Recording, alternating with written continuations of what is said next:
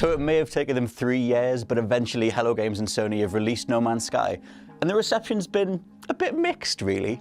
A lot of people are hating it for some reasons that seem to be embedded in the fact that it isn't Call of Duty in space. But you can wait for Infinite Warfare for that. Whereas for the rest of us who knew it was going to be a survival-based game, we're having a bit of a blast, really. It's pretty brilliant. With 18 quintillion planets to explore, you're not going to find all of them, but you might need a bit of help along the way. The way the game starts out just drops you on a planet with a broken ship and a bunch of elements all around you, and you've got to kind of figure it out.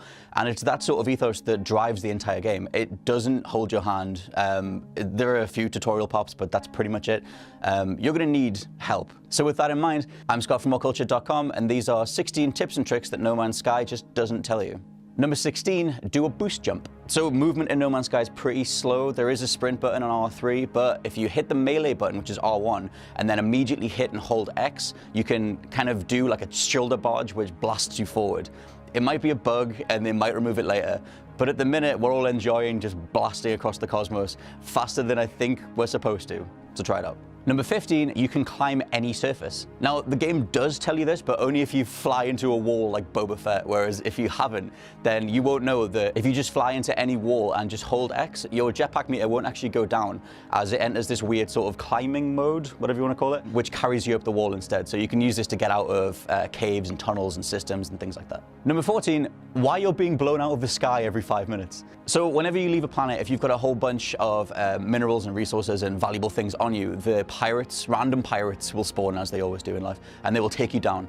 The only way to get around that is to trade with the aliens and the NPCs that are on the world itself, make yourself less valuable, and then you'll actually have a chance to make it to a space station with these objects intact. Trade prices are better off world, but therein lies the risk. Number 13, you can turn on your flashlight. Now again, the game does give you a tutorial pop for this, but only in specific caves. I've not really had it for me, but I've read online that people have figured out the flashlight thing. Either way, you just tap up on the D-pad and you can flick your flashlight on. It doesn't work during the day because it's bright anyway, but if you're exploring any caves or structures, monoliths and whatnot, flick the flashlight on and enjoy some lovely dynamic lighting. Number 12, you can buy any ship you see. When you first get to the space station, you'll probably be enamored at the fact that there's other ships and species and different things actually landing all around you. It's the first time that you'll get to see the world of No Man's Sky working in flux. But what you might not know is that you can actually go up and talk to any of the people that are in these ships. Just walk up and hold the square button to interact with them on PS4, and you'll get the option to buy, sell, and make an offer on their ship. This means that you can buy any ship that comes into the spaceport, providing you have enough credits. You can actually find additional ships around the planets that you'll be exploring anyway. Just follow the question marks or find some of the beacons that let you make a choice and pick the word transmission. Search for a downed ship's transmission, and you'll already find a wrecked ship that you can rebuild and fly instead. Plus, it's free. Number 11, you can make millions of units in minutes, and what the gold stars mean. When you've been trading and interacting with the alien species, you might notice little gold stars in the corner. They're actually indicative of what the best prices are, but whether it's buying or selling. And if you cater towards that, you'll make way more money offloading all the resources and items that you found when you were exploring on planets. To make millions though, you want to head back out into the hangar, talk to the pilots and purchase the materials you need. Chances are they'll have a vastly reduced price. Then go back to the first trade network terminal next to the alien you first spoke to and sell them on for a hefty profit. Number 10, asteroids contain resources too. Now, for me, when I got given my ship and it had lasers and blasters and photon torpedoes and all the good stuff, I just flew up into space and shot everything. But I've seen quite a lot of people online talking about the fact that they were actually trying to avoid the asteroids, thinking they were going to do them damage or whatever. Just unload your cannons into everything you come across other than the ships themselves, unless you want to be evil or whatever, and you'll be rewarded with a whole ton of different resources. There's nickel, there's ferrominium, whatever this stuff is that powers your engines, you know, the red stuff. So blast the living holy hell out of as many asteroids as you can and stock up. Number 9, getting more inventory slots. So the main complaint for No Man's Sky across the board is just how naff and tiny the inventory is. To remedy this, if you pick up the Atlas Pass, which you'll get along the way during the story, eventually you'll interact with a character that'll give you an Atlas Pass. From there, go to space stations and take the left door instead of the right. Go through there and find these like big blue hologram things, interact with them, pay the unit cost, and you'll get 1 additional slot for your inventory every time you go to a new space station. Not only that, you can find these terminals on world as well. They're very rare. I think the game doles them out based on progression, based on time played. Buying new ships upgrades the ship inventory, but if you want to do that for yourself, you need to seek out the space stations. Number 8, befriend creatures to lead you to rare resources. So the creatures that are populating the world aren't just to be stared at and, zoomed in on Pokemon Snap style. You can actually go up to them and feed them specific resources, which will give them a little smiley face above their heads, and then they'll either follow you around and help you in combat, depending on if they're hostile or otherwise aggressive, or they'll run around and they'll dig up other resources for you. It depends on the creature itself, and not all of them are guaranteed to do this, but most will. Some, though, if you feed them, will just poop out a specific element. I don't know what governs this, I have no real idea, but feed them and they'll poop it out.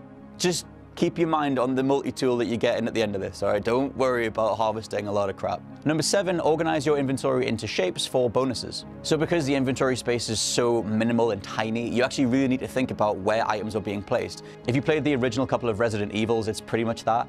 You want to place items next to each other that are within the same family. So think cannons, cannon upgrades, damage boosts, that sort of thing. Put them next to each other and you'll see a highlight form around them.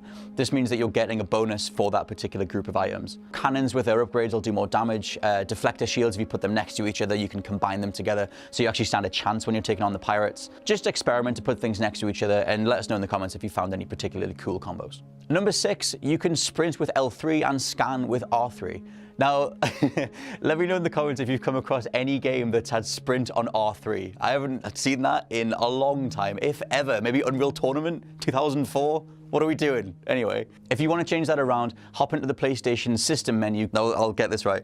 You want to go to Settings, Accessibility, and then Enable Custom Button Assignments. Hop in there, and you can tell the PS4 that you only want L3 to be R3 and R3 to be L3.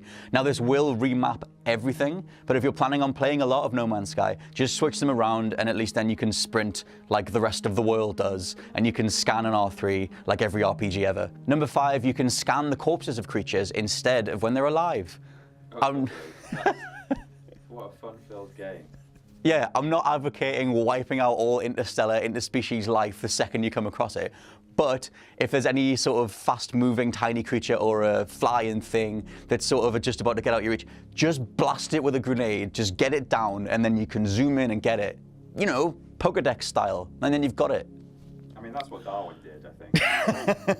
Number 4, how to reload your weapons and equipment faster. So this is probably something that Hello Games will fix going forward, because at the minute you have to hop into a menu and click on the thing you want to reload and then pick an element, and then it's just blech. But if you know the specific element that's going to be used to reload a piece of equipment, say zinc for deflector shields, you can pop the menu, go to zinc instead of the equipment itself, tap X, and then tap X on the thing you want to reload, and it's a little bit faster than bringing up the menu, picking the element, whatever. You've still got to hop into a menu, and you're still going to get shot down, but at the minute, it's better than nothing, kinda. Number 3, you can find more carbon around the aliens that you're already talking to. So when you come across the aliens in space stations or in the various installations that are on planet, you'll get one chance to talk to them. You might mess it up if you don't know their language, and that'll therefore give you the requires carbon thing to talk to them again. You can get around this by just farming the plants that are in the room with the alien itself. I don't know why they're so starved of carbon, if they're literally carbon deposits like behind them, but they never turn around anyway, so I guess maybe that's something they don't do in their culture. Go to these plants and you'll be able to harvest about 10 or 11 pieces of carbon per plant.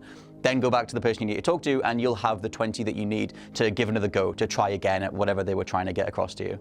Number 2, you can extensively terraform the entire landscape. Now, whilst Hello Games and Sean Murray held off from saying that this was Minecraft in space, and it's not really, if you really want to, you can take grenades to the walls and blast the living hell out of everything. Carve your name in the side of a cliff, write hi on a giant deposit of iridium, do whatever you want.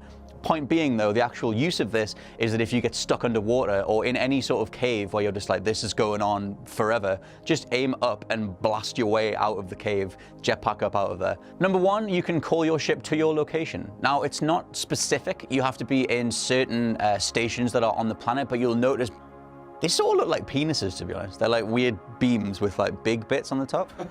Now, you can't call it to your exact location, but if you were holding off from exploring too far away from your ship for fear of losing it or having to backtrack or whatever, just know that there's a whole bunch of space stations that you'll come across that actually then let you call your ship to that station. So if you find yourself without a ship, just make one and call it straight to you instead. So that's my list of everything that I found so far. If there are any other little known tips and tricks and tidbits that you found along the way, let us know in the comments below. Don't forget to like, share, and subscribe. You can find us on Facebook here. I'm Scott from WhatCulture.com, and I'll see you soon.